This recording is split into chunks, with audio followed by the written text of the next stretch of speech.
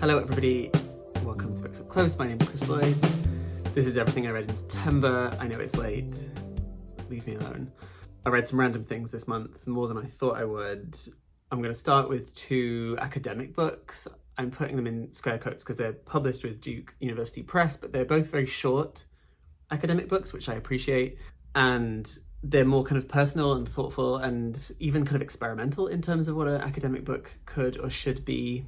Their size in particular, the kind of brevity, makes them a more interesting approach to their topics. The first one, and I read these two electronically, so you're going to have to deal with this for now. This one's called How We Write Now by Jennifer Nash. The subtitle is Living with Black Feminist Theory. And this book is about Black loss as it appears in contemporary Black women's writing. And while that sounds heavy, what Nash's project is in this book is to think through how loss is articulated kind of at the level of the sentence, at the level of the body. And she's doing this in a context of her own mother's slow death as she lives with Alzheimer's.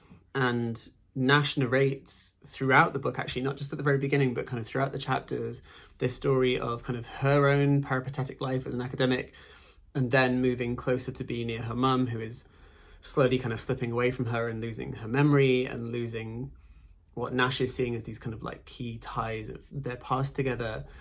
And Nash really wants to kind of sit with a loss that is unfolding, ongoing, unending, seemingly, rather than the kind of singular striking event. So she reads work by Claudia Rankine and Jesmyn Ward and Saidiya Hartman and lots of other contemporary writers, Christina Sharp, and thinks through the way that their writing attends what she says, like keeps the writing close to the bone, is the phrasing. Close to the bone being like really attending to the specifics of how loss is felt, registered, understood, and kind of theorized. So it's not making huge claims, this book. This is not a kind of like landmark intervention into Black feminist theory or even literary studies. In fact, some of it reads so kind of like clearly and descriptively that it's not doing like intense analytical work, but it's actually doing quite a lot emotionally effectively, and in terms of what an academic book can do, should do, and who it is for. So if you are interested in thinking through contemporary Black literature, and if you've not read academic books, like this is a really easy one to get into. You will follow the argument really well. I think it's a really good starting point, and a good starting point into Nash's work, kind of read backwards from there. She's written some great other books, and it will introduce you to some authors you might know, you might not know, and thinking through what their representational work is doing in terms of loss. So that's one of the books. The other academic book is this one. It's called Closures by Grace Lavery, Heterosexuality and the American Sitcom. Again, super quick, speedy read.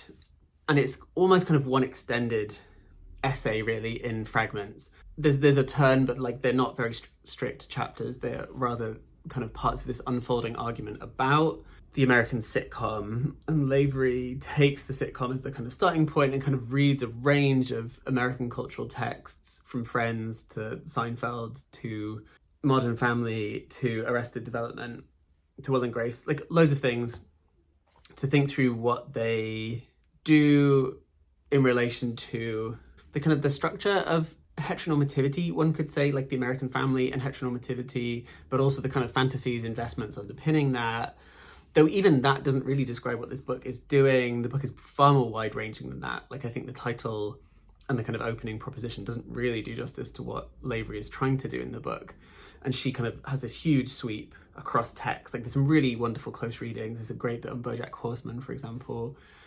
And it even moves beyond the sitcom into kind of other TV genre areas. As an exercise in close reading television, I think it is worth reading for anyone that is doing kind of TV analysis. This is how it should be done. Like really good, attentive, close readings that think through form and subject matter and tone and all of these things really well.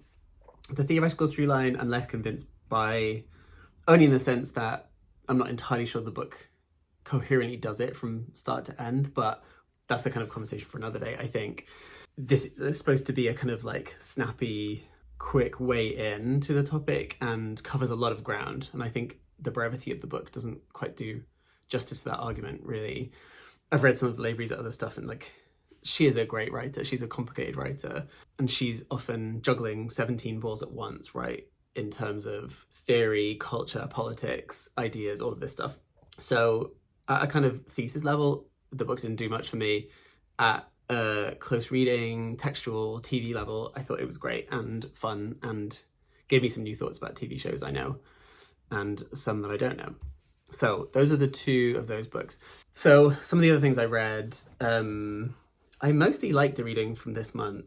One thing I really enjoyed, which I wasn't expecting to enjoy, was a play from Thornton Wilder. So I'd read Our Town before, I've taught Our Town before, but I was going to see the musical of Hello Dolly that just finished in London. And obviously, because I'm that person, like I teach American studies, this is my world and I like doing homework, I was like, well, I've not seen the musical before, so I need to do some research. So I watched the movie with Barbara Streisand, fantastic. And then I was like, wait, it's based on a play by Thornton Wilder, and I picked this off my shelf, and of course it's in there. It's called The Matchmaker, the original play. It's in this edition and lots of the other collected ones. It's a very, very funny play. It's quick, it's sharp, it's hilarious. I enjoyed it thoroughly. The musical hews quite closely to the storyline and the movie. So yeah, it was really interesting to watch that. But there are some lines that kind of moved. There's like a line that someone has early on that in the musical has moved right to the end. It was nice to see it from that angle. I really enjoyed it. It helped me watch the musical actually and kind of have more fun with it. I'm just going to turn so you can see Little Fred.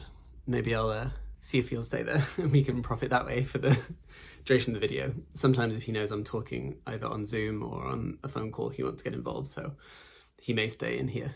So that was The Matchmaker by Thornton Wilder. Really worth it if you've not read it before. I also read this Italo Calvino novel called The Castle of Crossed Destinies, which I enjoyed less, to be honest, but I was reading it for a reason. It's a novel about tarot broadly, but it's one of Calvino's kind of stranger ones where a group of people, you don't really know when it's set, but a group of people are kind of wandering through a forest and they meet at this castle, and all of them are unable to speak. And because they're unable to speak, they tell their stories through tarot cards. So they all start laying down tarot cards on the table and everyone else starts interpreting their story based on the cards. And the book kind of has like the narrative, and alongside it has these drawings of the cards. And there's a point at which kind of everyone is telling their version, right? From kind of left to right, these are my cards, this is my story. And then there are some brilliant moments actually that I really loved, whereby everyone starts to kind of join their stories together. I'm going to see if I can find the image for you, whereby around the edge you've got all the people's names, like around this table, and they all start telling their stories across purposes. So like, the card is the end of one person's story, but it's the start of another person's story. And that really, for me, is like the key of Calvino's kind of genius as a writer generally, is how he understands narrative to work, right? Is kind of always generative, always producing other stories, always producing other understandings of the world. If you've read If on a Winter's Night a Traveller, you know he's this big kind of figure in postmodernism, right? In that he's like playing with story, with narrative from the very get-go. All stories produce more stories. At some level, all of life is narrative and language and all these things, right? These big kind of philosophical literary ideas. And this book is quite slim. It's very quick to read. It was fun. It was different. I'm not sure it affected me profoundly. It didn't move me emotionally, but as a kind of intellectual exercise, I thought it was great. And it gave me some ideas for some writing things of my own. So yeah, worth reading if you're interested in tarot or Calvino, or just dipping into it as a kind of way of thinking about narrative and story. Maybe useful for kind of the creative writers out there. Also read, while we're talking about creativity, What You Going Through by Sigrid Nunez. I've read The Friend before. That's the only other Nunez book I'd read, and I loved it. I want to read the new one that came out, The Vulnerables, but it's not out in paperback yet, so I'm going to wait for that. And I thought I'd pick this up before the movie comes out that Pedro Almodovar is making, his English language film, like feature, with Julianne Moore and Tilda Swinton. Like, what more could you want, really? Almodovar, Tilda, Julianne, and a Sigrid Nunez book. This book is about friendship, it's about love, it's about understanding other people, it's about empathy, it's about putting yourself in the mind of another. It really is a kind of partner piece, and I think someone says this on the back, to Rachel Cusk's Outline, in a way, in the sense that in that one, Faye is kind of like experiencing the world through other people's stories, other people's narratives that are projected onto her. Whereas in this, the main character does have more agency and kind of internal life than Faye does in outline, or at least an internal life that we know about. This book is really moving in its representation of how people kind of let another person in, how you make room for someone else, how you understand friendship and time. It's also about art, obviously, because all of Nunez's books, it seems, are about art and writing and understanding the self. It's really super readable. She does not write a boring sentence, but she also writes like pleasurable sentences. Like, she's really interested in writing that kind of moves easily across the page. And I really value that in books. Like, I flew through this in like an afternoon, I think, or maybe like in 2 sittings. Just very pleasurable, really moving, really intense. I now desperately want to see what Almodovar is going to do with it on screen. I wonder how closely it's going to hew to the storyline of the book, but definitely worth your time. If you liked The Friend, you have to read this. That's all I'm saying. I finally got around to reading the 5th season by N.K. Jemisin, and I'm reading it for work purposes. And I'd read other Jemisin, but I hadn't read this, and it's long, right? It's 400 and something pages. Fantasy also isn't usually my deal. It didn't confirm to me that fantasy is my deal either. Like, I can enjoy a Lord of the Rings movie any day. Like, I can do that. Fantasy novels don't always get me, but it was super readable. It was interesting. There were lots of kind of historical layers going on in there. There were some kind of narrative shifts that I was really fascinated by, that I definitely want to think through. So you've got these 3 parts to the novel about these women who are kind of living in this, you know, this is a fantasy world, but it's still one striated by, if not race, kind of a caste system, and kind of variations of kind of colorism that filter through there. There's power dynamics, there's power struggles, it's about gender, it's about the planet, it's about ecological collapse. There's like loads of stuff in here. Like, I don't know how she like balances all of these things within a fantasy storyline. This is the first of 3 books, right? Whether I read the other 2 or not, I'm unsure. Apparently the second one is like the best one of the trilogy, so maybe I'll read another. We'll see. There is like a reveal near the end that actually was really surprising to me. Like, I did not see it coming at all. And apparently there's also another twist about one of the narrative voices that I did not know about. So one of the narrative voices is dressed in second person, you, which is really powerful. The other 2 are kind of in third person. And there's some stuff that's going on there narratively that apparently gets revealed at the end of the 3rd book. But it's engaging, it's enjoyable. How much it gripped me, I don't know. Like, I wasn't desperate to keep reading. I had other things on the go that I really wanted to get to. So not my favourite by any means. I loved her short stories more, I think, because they're like quicker and they're like more bite-sized, and the strangeness is interesting in that way. Whereas at length, the world building stuff I don't love, the whole language shifts I don't love, right? We've got to learn this whole other language for things, but it's worth discussing. So if anyone has read it, please let me know. We can talk about it. I then also read Youre Dead by Sam Sachs. Sam is a great poet who I love their poetry. I love their poetry so much. Really smart, really clever. And this book didn't fully do it for me, and I'm really sad to say that, because I really wanted to love it. I flew through it. Like, it's very readable, but it is also like, there's lots of very short, like fragmentary chapters. Everything is short. This is very contemporary fiction in that way, you know, the way that everyone is writing. It's about a person who basically sets himself on fire at the end as a kind of act of protest, as an act of martyrdom. I don't want to say too much about like that for various reasons, but that's the kind of opening point. And then as their life is flashing before their eyes, as it were, you get this kind of string of memories kind of come flooding back that jump all over time throughout this person's life, their romantic life, their emotional history. You've got kind of more philosophical kind of tangents. So it's very kind of like fragmented, montagey kind of style. But because of that style, there didn't feel to me to be any kind of narrative urgency.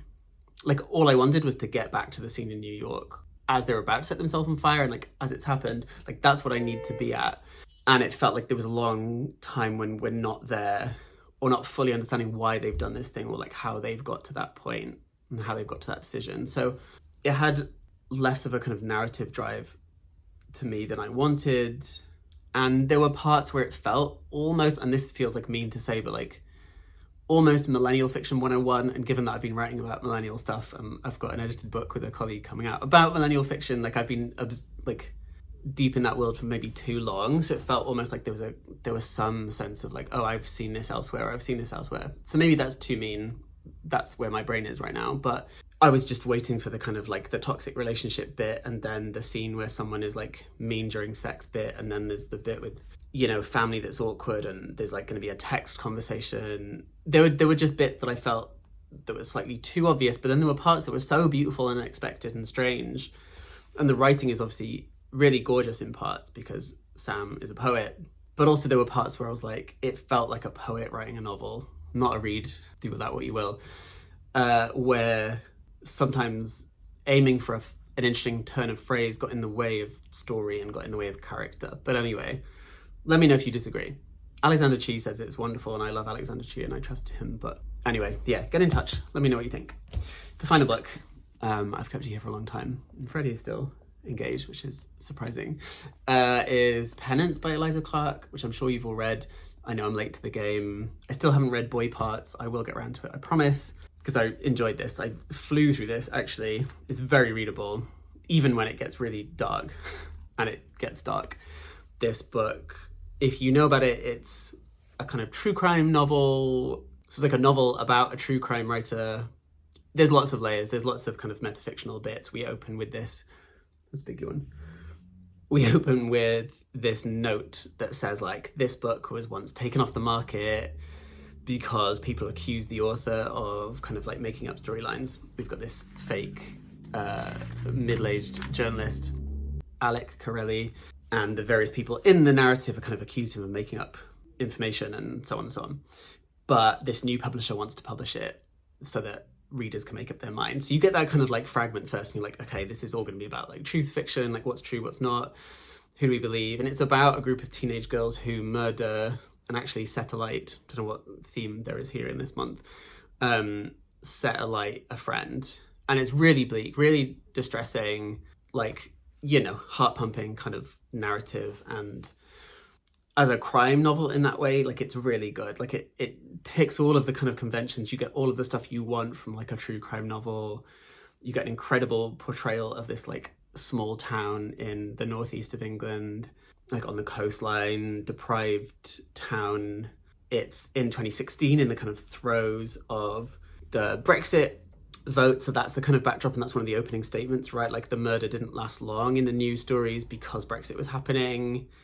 So you've got this small town filled with right-wing zealots. You've got these teenage girls who are deeply immersed in a kind of online world of Tumblr, and in particular this world of exploring serial killers online and kind of valuing and being tapped into the kind of fandom of like high school shooters in America, for example. Like there is this kind of murky underworld of teens looking for meaning and understanding about their place in the world, and these girls get sucked into this online space that gets really murky, really dark. There's also a through line about like believing in the dead, about ghosts, about Ouija, about all kinds of things that kind of Clark, I think, is putting in there to suggest like the multitude of contexts and factors about why a group of teens might end up doing this horrific thing. And really the book is about like the aftermath of that, and also then the aftermath through the lens of like the media. Who gets to capitalize on this story? Who gets to tell the story? How do we fully like understand what happened without the media feeding on it? How do we understand how people do horrific things without turning it into a media spectacle, without making it pleasurable, right? And there's all these kind of layers. Like the book is full of like, it goes from interview, then there's bits of like transcripts from the girls in prison, there's bits of like text conversations and like blog entries and fictionalized parts that the fake author has like made up about the people. So there's all these like layers. So it's all about like what happens when we exploit storylines. And I don't know how much a crime novel can't do this, but isn't the book itself exploiting the idea, and kind of how much does the novel itself play out some of the dynamics that it's attempting to critique? Don't know. We can discuss that below. There's a final little bit, extra metafictional bit, with an interview with the Corelli author from a journalist, and it's a bit too direct from my mind. what happens in that, and I felt it was like an odd tone to end on. But it's super compulsive, and really, if you like crime fiction, you'll love it and you'll kind of fly through it. But it is distressing in parts, and it opens up some ethical questions that I don't think the book is quite able to or necessarily wants to solve.